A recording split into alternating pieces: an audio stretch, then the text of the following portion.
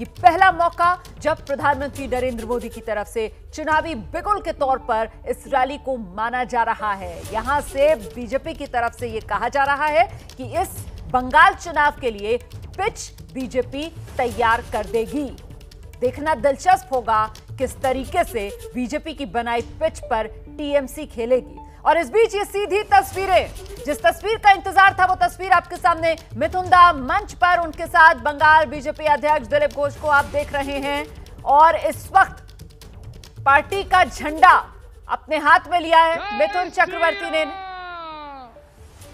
जय श्री राम, भारत माता की।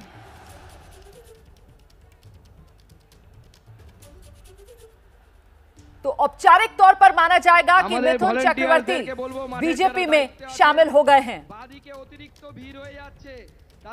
ब्रिगेड परेड ग्राउंड में औपचारिक तौर पर मिथुन चक्रवर्ती ने बीजेपी की सदस्यता ली। और ये देख सकते हैं आप पार्टी के निशान वाला ये पटका जो अब मिथुन चक्रवर्ती के गले में डाला जा रहा है।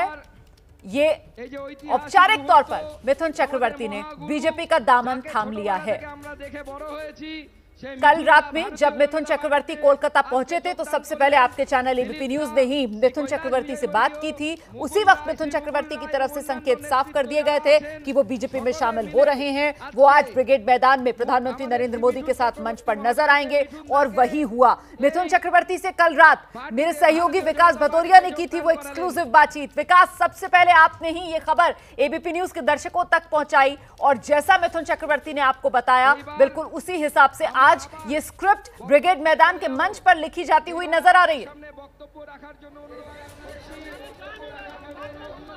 जी हाँ, बिल्कुल। ब्रिगेड मैदान के मंच पर एक तरह से देखा जाए तो मिथुन दा के नए राजनीतिक करियर की शुरुआत हो रही है। मिथुन दा ने अभी मंच पर जो औपचारिक रूप से बीजेपी का झंडा थाम लिया, पटका पहन लिया, सदस्यता ग्रहण कर ली। बीजेपी के बंगाल के अध्यक्ष दिलीप घोष ने उनको औपचारिक रूप से अब बीजेपी का सदस्य बना लिया है। मैं आपको बता दूं, पिछले महीने 16 फरवरी को यह सुगबुगाहट हुई थी जब संघ के प्रमुख मोहन भागवत ने मिथुन दा के घर मुंबई में जाके उनसे मुलाकात की थी। तकरीबन वो 1 घंटा वहाँ रुके थे और इन्होंने वहाँ पर सुबह का नाश्ता किया था और सुबह के नाश्ते में वहाँ पर पोहा था और पोहा और चाय के बाद फिर वहाँ से मोहन भागवत निकल आए थे।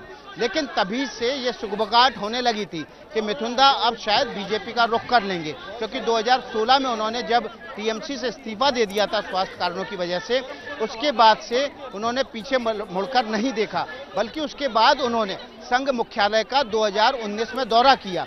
3 घंटे वे नागपुर में संघ मुख्यालय पर बिताए थे और उसके बाद से लगातार वो संघ के तमाम जो प्रचारक हैं उनके संपर्क में थे। और इसी संपर्क अभियान के तहत मोहन भागवत 16 फरवरी को उनसे मिलने गए थे। 3 दिन पहले बीजेपी बंगाल के अध्यक्ष दिलीप घोष ने और बंगाल के प्रभारी कैलाश विजयवर्गीय ने मिथुन चक्रवर्ती से बात की और उनको औपचारिक रूप से पार्टी ज्वाइन करने का न्योता दिया। उसी वक्त ये खबर हमने सबके सामने रखी थी कि मिथुन दा ब्रिगेड मैदान की इस रैली में शरीक होंगे और बीजेपी की सदस्यता भी लेंगे। लेकिन औपचारिक रूप से मिथुन चक्रवर्ती ने कल एबीपी न्यूज से जब बात की और एक्सक्लूसिवली एबीपी न्यूज से बात की, तब ये बात दुनिया के सामने उनके मुंह से आई कि वे बीजेपी में 12 बजे दोपहर में शामिल हो जाएंगे। हालांकि 12 बजने से ज़्यादा 1 घंटा देरी से ये काम हुआ है, लेकिन औपचारिक रूप से मिथुन चक्रवर्ती अब बीजेपी का हिस्सा बन गए हैं। और आपने यहाँ पर आवाज़ें सुनी होंगी जो पब्लिक की तरफ से उठी थी जब मिथुन दा को बीजेपी का झंडा पकड़ाया गया और बीजेपी का पटका पहनाया गया। यहाँ से पीछे से हुजूम से जो आवाज़ें, वो देखिए पीछे बैरिकेड टूटना शुरू हो गए। मैं तस्वीरों में देख पा रहा हूँ भीड़ बैरिकेड तोड़कर, मैं कैमरामैन से कहूँगा दिखाए, भीड़ बैरिकेड तोड़कर ये देखिए आगे की तरफ भागी चली आ रही है, क्योंकि पीछे अब इतनी ज़बरदस्त भीड़ हो चुकी है कि लोग बैरिकेड से टकराकर आपस में एक दूसरे से कुचल रहे हैं, आपस में एक दूसरे से भेजे जा रहे हैं। लोगों को सांस लेने में तकलीफ हो रही है और मुझे लगता है कि मैं भी अब ज़्यादा देर यहाँ पर खड़े होकर ये सीधी तस्वीरें नहीं दिखा पाऊंगा, क्योंकि जिस जगह मैं खड़ा हूँ वहाँ पर ज़बरदस्त धक्का मुक्की होने लगी है। ये जो 10 लाख की भीड़ जुटाने का दावा किया था बीजेपी ने, वो दावा लगता है कि ये भीड़ जिस तरह से बैरिकेड तोड़कर आगे बढ़ रही है, अलग अलग ब्लॉक, करीब 16 ब्लॉक बनाए गए हैं इस ब्रिगेड मैदान में, वो अब ये भीड़ मंच की तरफ, आगे की तरफ बढ़ रही है। 2 बजे के आसपास प्रधानमंत्री नरेंद्र मोदी को आना है, लेकिन ये भीड़ इतनी आतुर है कि अभी से वो अपनी जगह आगे छेक कर रख लेना चाहती है, ताकि किसी भी तरह से वो प्रधानमंत्री को नजदीक से देखने से चूक ना जाए।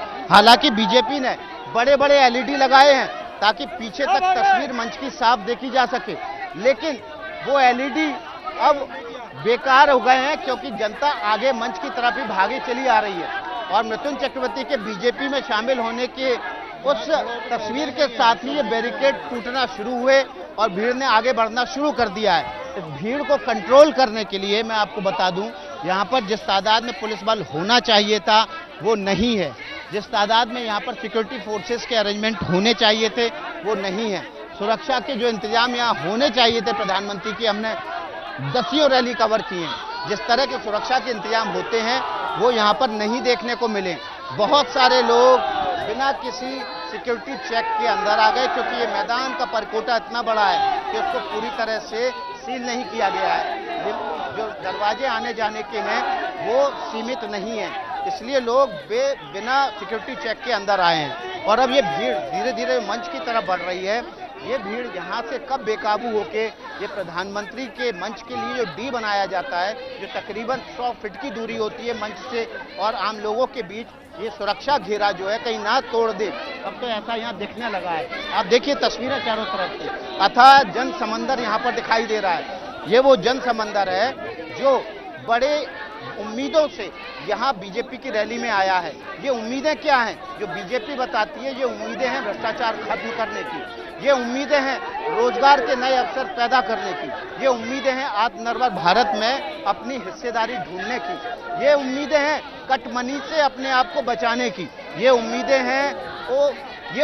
हैं उस शारदा और नारदा स्कैम से बंगाल को बचाने की, जिस उम्मीदों को पालकर ये लोग यहाँ पर पहुंचे हैं बीजेपी की इस रैली में शामिल होने के लिए।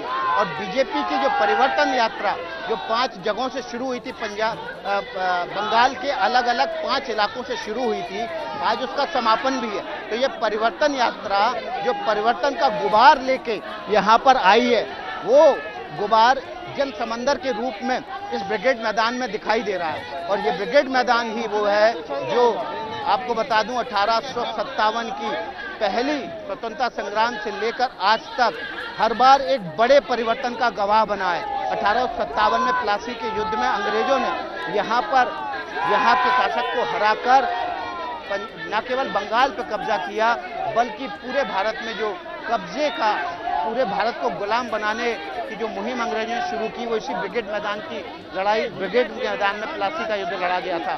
उसके बाद से लेकर लगातार यहाँ पर 3 ऐसे बड़े मौके आए हैं जब ब्रिगेड मैदान एक परिवर्तन का गवाह बना है। 1992 में ममता बनर्जी जब कांग्रेस की नेता के तौर पर उन्होंने यहाँ पर एक बड़ी रैली की थी, और उस वक्त ममता ने जो कम्युनिस्ट सरकार के लिए हुंकार भरी थी, वो हुंकार उनकी 2009 में पूरी हुई। लेकिन उस रैली को देखने वाले लोग बताते हैं कि उस दिन जो ममता बनर्जी का स्वरूप देखने को मिला था, उसी स्वरूप को जनता ने स्वीकार उस दिन कर लिया था। हालांकि ममता बनर्जी को शासन में आने में वक्त लगा था।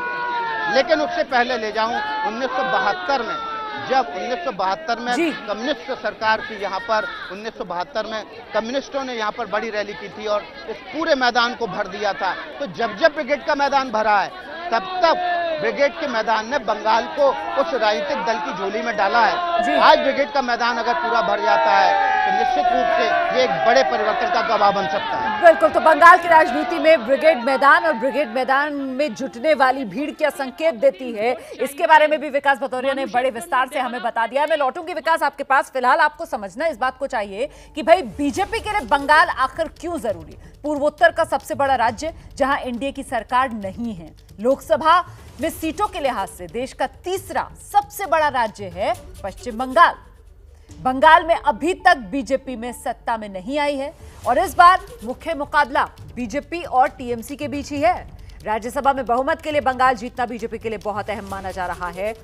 तो ऐसे में बड़े मायने बंगाल जीत के बीजेपी के लिए। अच्छा, जय श्री राम, शरणार्थी, अवैध घुसपैठ जैसे बीजेपी की जो विचारधारा वाले मुद्दे हैं वो बंगाल में पूरी तरीके से फिट बैठ रहे हैं। बीजेपी को इसीलिए उम्मीद ज्यादा है। लोकसभा चुनाव में 18 सीटें जीती थी बीजेपी ने, 41% वोट शेयर मिला था। नारा पहले ही दिया था, लोकसभा में हाफ, 21 में साफ। तो उसी दिशा में बीजेपी आगे बढ़ रही है। विश्व की सबसे बड़ी पार्टी का मुकाबला राज्य की सबसे बड़ी पार्टी से है।